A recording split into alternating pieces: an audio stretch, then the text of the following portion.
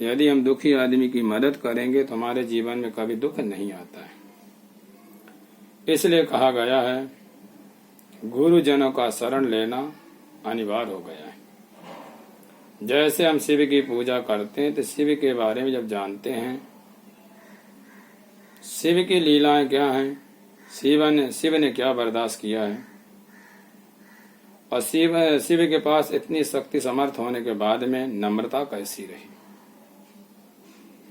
इसलिए कहते हैं कि जो मलमास महीना है यह सोमवार है, आज गणेश चतुर्थी है। गणेश चतुर्थी गणपति का व्रत बताया जाता है और गणपति प्रायः विघ्नहर्ता हैं।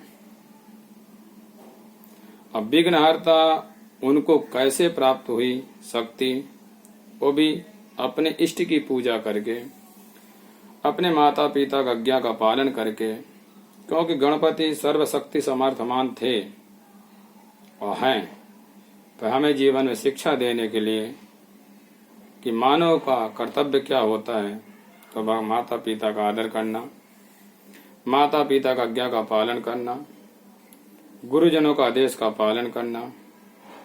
जब हमारे माता पिता खुश हो जाते हैं तो जो आशीर्वाद देते हैं वो आशीर्वाद हमारे जीवन में फलीभूत होता है। यदि हमारे कर्मों से हमारा गुरु खुश हो जाए तो जो आशीर्वाद गुरु देता है उस हमें जीवन सफलता प्राप्त होती है। इसी प्रकार से हमारे कर्मों में जो भगवान खुश हो जाएं तो भगवान भी आशीर्वाद देते हैं, कृपा करते हैं, क्योंकि कर्म अनिवार्य है। जब तक हम कर्म नहीं करेंगे तब तक हमें किसी भी वस्तु की प्राप्ति नहीं होगी। इसलिए कहते हैं कि जो हमारा कर्म है, धर्म है, उसका हम पालन करें। जैसे कल एक सज्जन कह रहे थे कि कलयुग में ब्राह्मण की इज्जत नहीं होती है। हम कहते हैं कि सतयुग हो चाहे कलयुग, ब्राह्मण की इज्जत आज भी है, आगे भी रहेगी।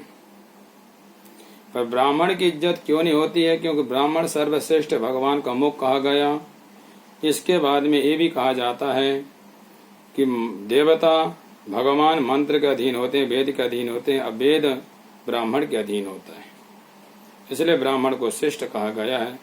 पर ब्राह्मण अपने कर्तव्य को भूल जाए, ब्राह्मण गायत्री मंत्र का जप न करे, ब्राह्मण जनोधारण न करे, ब्राह्मण अपने जीवन पवित्रता न रखे, तो जब उसके जीवन में शक्ति ही नहीं है, पावर ही नहीं है, तो कैसे उसका समाज में इज्जत और प्रतिष्ठा बढ़ेगी।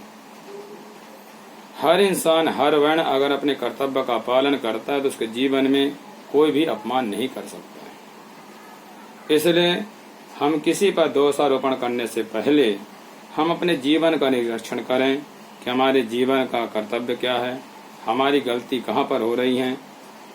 जब उसका निरीक्षण करेंगे तो हमें पता चलेगा कि हमारे जीवन में कमियां कितनी हैं। उन कमियों के वजह से हमें जीवन में तकलीफ होती है। जय सिया राम, जय श्री कृष्णा।